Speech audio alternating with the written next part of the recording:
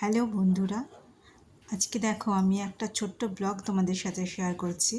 এটা হচ্ছে বেলুড় মঠ, মানে আমরা বেলুড় মঠ থেকে দক্ষিণেশ্বরে গিয়েছিলাম, সেই সম্পর্কে একটা ছোট্ট ব্লগ তোমাদের সাথে শেয়ার করছি।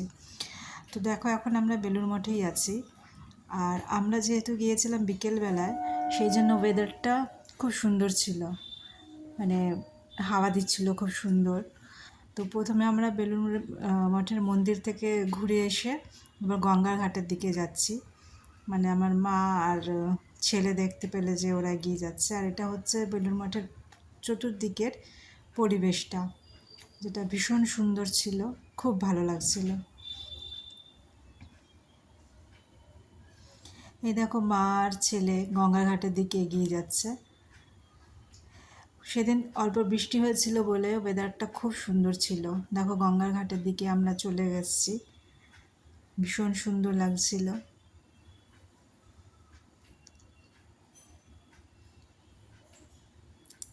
আশা করি তোমাদেরও খুব ভালো লাগছে দেখতে।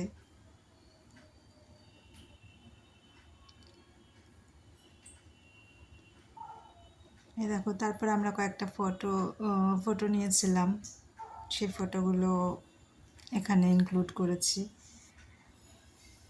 আমার ছেলে বিভিন্ন পোজে ফটো তুলেছে, সেই ফটোগুলো দিয়েছি, আমি তুলেছিলাম সেগুলো। এরপরে আমরা গঙ্গার ঘাটে বেশ কিছুক্ষণ বসেছিলাম। সবাই ভীষণ আনন্দ করছিল। এরপরে মা আর আমার ছেলে ওরা নিচে নেমেছিল একটুখানি, ওরা নিচে ছিল আর আমি এখানে বসে বসে কী করব, আমি একটুখানি ভিডিও করছিলাম। তো মা চলে আসলো, কিন্তু মিমি অনেকক্ষণই জলের মধ্যে ছিল, মানে ওকে ডেকে ডেকেও তোলা যাচ্ছিল না, ও এতই আনন্দ পেয়েছিল। তো জলের মধ্যে অনেকক্ষণই ছিল, বেশ অনেকক্ষণ ছিল জলে। অনেক বলে বলে তারপরে ওকে আমরা আনতে পেরেছি উপরে। এই যে ও চলে আসছে। তারপরেও অনেকক্ষণ আমরা গঙ্গার ঘাটে বসেছিলাম। এই দেখো বসে আছি, আর মিমি জানি না কী চিন্তা করছিল, কী ভাবনা করছিল, ওর জীবনেও এত কিসের চিন্তা ভগবান জানে। তো আমরা এখানে অনেকক্ষণ বসলাম, বসে এরপরে আমরা আস্তে আস্তে ফেরিঘাটের দিকে এগিয়েছিলাম, যেহেতু আমরা লঞ্চে করে দক্ষিণেশ্বরের দিকে এগোবো। তো দেখো আমরা, এটা হচ্ছে বেলুড় মঠের ফেরিঘাট, যেখানে ওয়েট করছিলাম। তখনও লঞ্চটা আসেনি, সেই জন্য টিকিট আমাদের কাটা হয়ে গেছিলো। আমরা এখানে লঞ্চের জন্য ওয়েট করছিলাম। মোটামুটি এখানে 10-15 মিনিট আমরা ওয়েট করলাম, তারপরে কিন্তু আমাদের লঞ্চটা আসলো। এবং দেখো এখন আমরা লঞ্চে আছি, এবং এই সময়টাও ভীষণ সুন্দর ছিল, মানে সূর্য একদিকে ডুবছিল, পরিবেশটা ভীষণ ভালো লাগছিল। আর এটা হচ্ছে বালি ব্রিজটা, যেটা আমরা পেরোলাম। আর লঞ্চ থেকে এটা দেখতে খুব খুব, মানে হয়তো তোমরা বুঝতে পারছো না, কিন্তু এটা ভীষণ সুন্দর লাগছিল সামনে থেকে দেখতে, খুব ভালো লাগছিল। ওই দেখো দক্ষিণেশ্বরের মন্দিরটা দেখা যাচ্ছে।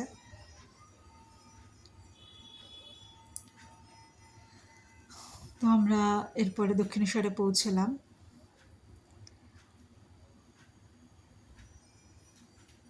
দেখো এটা হচ্ছে দক্ষিণেশ্বরের ফেরিঘাটটা, আর চতুর্দিকে আলোটা এত সুন্দর, মানে ভাষায় হয়তো এটা আমি প্রকাশ করতে পারছি না।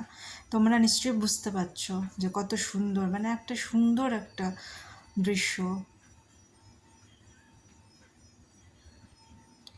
এই আমি আর মিমি হাঁটছিলাম, ভাবলাম তাও একটু চল আমরা একটু ভিডিও করে নিই দুজনে মিলে।